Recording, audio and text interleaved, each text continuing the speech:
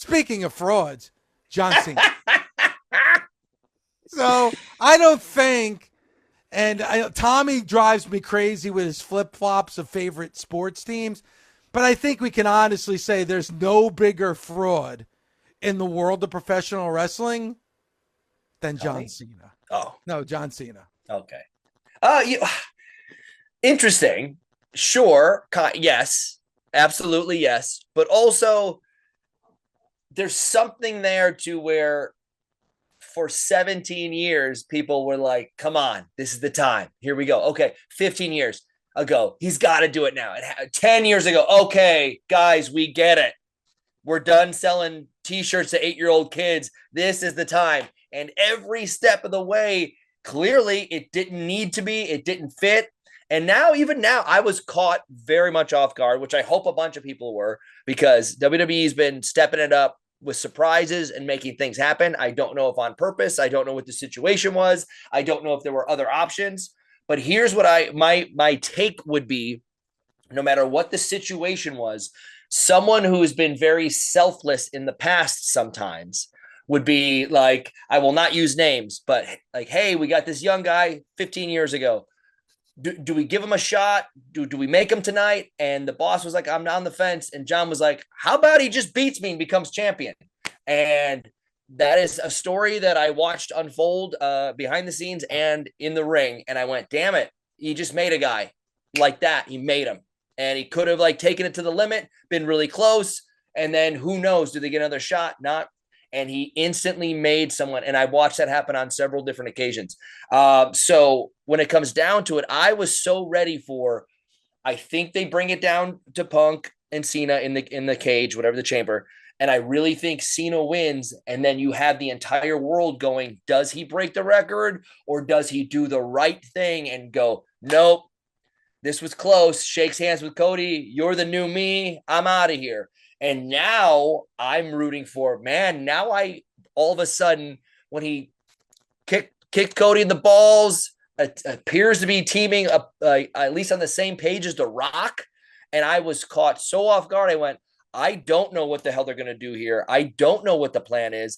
Now, I do want to see him as champion. And then I do want to see, and then I started booking for the next 6 months or year. I want to see him putting the title on the line constantly. And then finally, maybe 6 months, a year from now, you have this almost change of heart. And then he gives the title back and he can retire on his own terms or never stop. I don't know where this leads. And that makes me so intrigued to check it out next. But yes, he finally sold out and he couldn't even do it on his own. Didn't shake hands with Vince or just go, screw you kids, stop hustling and loyaltying and respecting.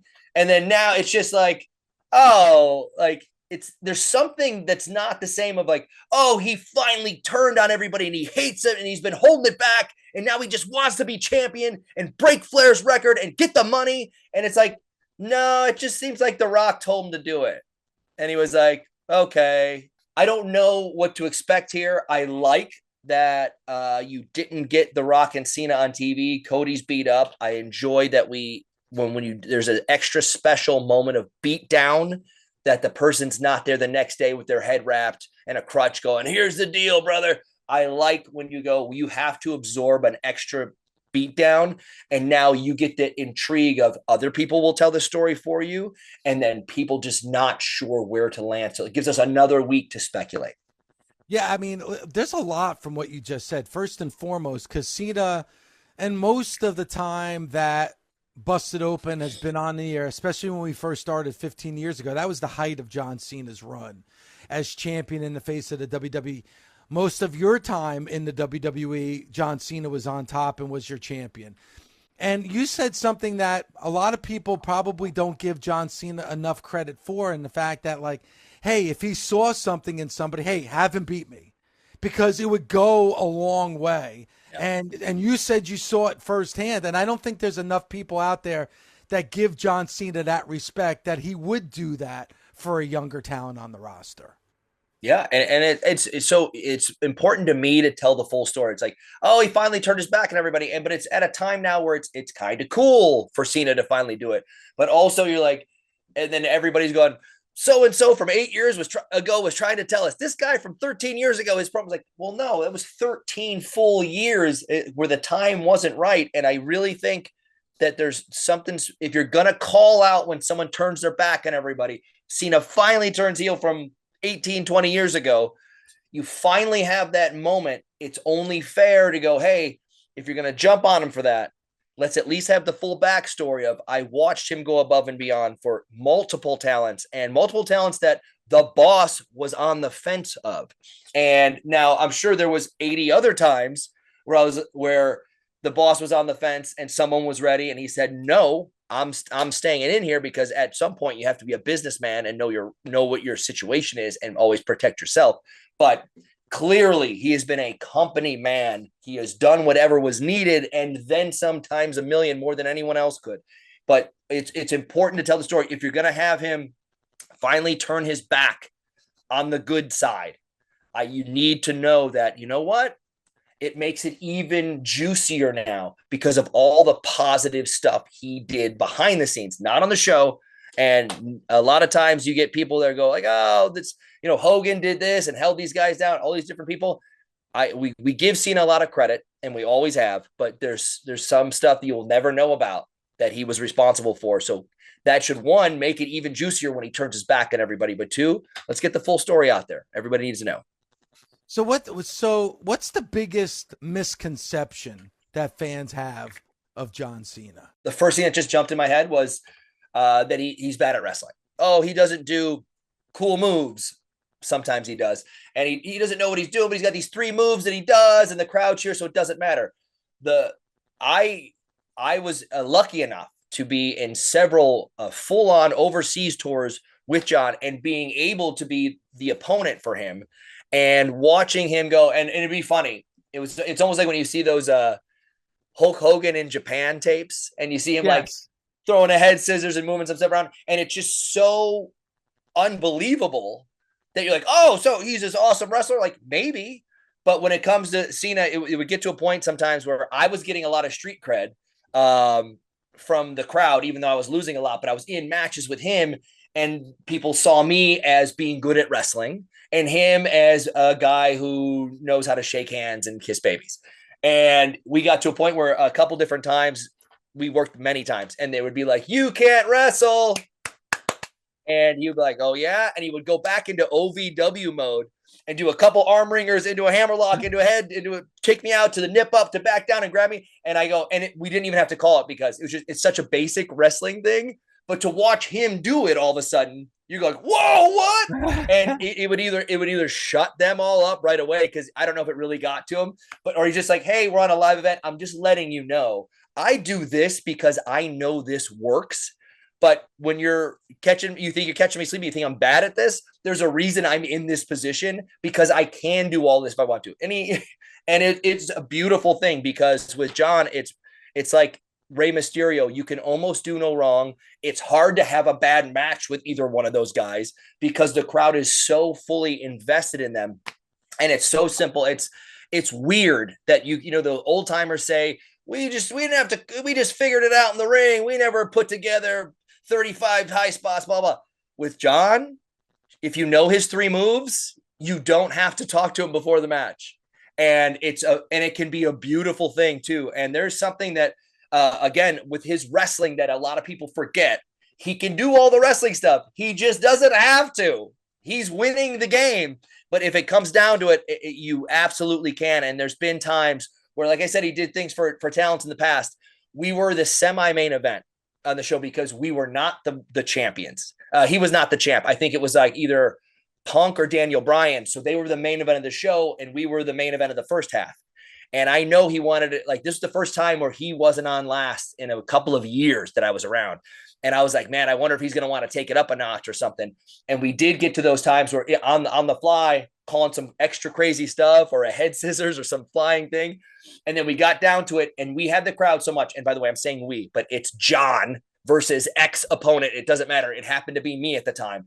And with them like hating him because it was fun to hate on him, and loving me because I was a heel that was good at wrestling that didn't win. And they're like being smart, and they, for the most part, got behind me a lot, which made it so fun to switch the roles in the match. We had a hell of a match. and Big E gets interferes and causes a big false finish, and Cena kicks out, and there's a briefcase that's involved, and AJ cheats. And now it's time on a normal day where we're going home. We did all the bells and whistles. We've seen all the stuff. And now it's time for me to get him to duck my briefcase and hit his finisher on me. And he hits it. And as the ref's going 1, he goes, kick out. 2, I'm like, are you shitting me? He goes, yep. I kick out. The place blows the roof off. And I go, where do we go from here? Because we've done everything. But the place, the rafters are ringing. And again, I'll reiterate, I'm smart enough to know it's because John versus ex-opponent. But I'm out there holding my own, and I am losing it. And we go into one more thing, and I hit one more super kick on him and fall on top. And he kicks out, and the place is rattling the roof. And then we get down to it for something. We roll around. We get one more AA or FU, whatever it was called at the time. 1, 2, 3. Place loses their mind. And I think it was one.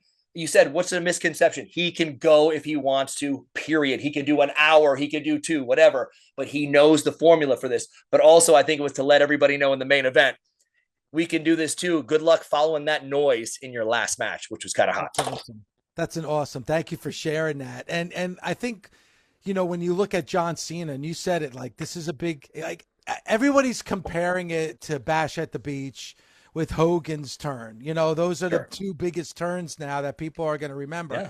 And like Hogan was stale at the time, fans have turned on him. So when you look back at it, it wasn't a surprise or shock. But until you actually see it happen, you don't believe that it's actually going to happen. Like for you, all those years, was there ever a time you were like, man, they should turn him? Yeah. Several times, especially when I was younger and didn't totally get it. When I would go like, hey, wouldn't it be cool if Cena did this, instead of going, how many thousands of shirts did he sell today at the live event? Oh, okay. How many Gatorade commercials do we have? Because, okay. How many? And you start doing the math and you go, it's also, it's not a charity. It is a business. And then I started to realize, man, they can really, and then 5 years into it, when you start understanding why we bring in some outsiders for WrestleMania, but to get different eyes on the show, and it's all helping the brand, blah, blah, blah. You get to a point where you go, then you do it as a smart booker with business. You're like, well, if it's hustle, royalty, and respect, what were 3 other words to sell those shirts right back to those, either those 8-year-old kids who wanted all of them, or you skip the 8-year-old kids and you go to the people my age in the crowd who are begging for this for 15 years, and you sell all this merch to them. And then all you got to do is a year or 2 and you turn it right back around. And then all the 8-year-old kids want the new yellow hustle, loyalty, respect. So like I factored in the business part and a time where we were a little stale in WWE. And I went, if this isn't the time, I can't imagine when it would be. And it still wasn't. It could have been. But how monumental is it that they waited this long? Vince probably never wanted it to happen, but to think it just got to a point the last couple of years, I go, oh, it's never going to happen because he's in and out, you know. And they caught me off guard, and it was beautiful. And I'm very curious to see what they have to say about it. I hope he is not just some soldier for Dwayne. I don't know what the plan is, but I like that we get another week to speculate, maybe longer. It is actually the perfect time because all those kids that you're talking about that love John Cena, well, kids right now in this day and age, they love Cody Rhodes. It's the older fan that appreciates John Cena because they grew up watching John Cena. So now they're the ones that are going to be buying the John Cena shirt. Yeah. It's not the kids because Cody's their guy. It's a new generation of fans because now this is 15 years later from where John Cena was on top to now Cody Rhodes is on top. And I agree with you, Nick. Now it's like everything you thought was going to happen at WrestleMania 41, you got to throw that right out the window. Because I thought it was like, all right, this is a passing of the torch moment, Cena to Cody. But I think most people would bet on Nick. They think Cena's going to win his 17th world championship at WrestleMania 41. Yeah. Pretty crazy. I completely agree. That's wild.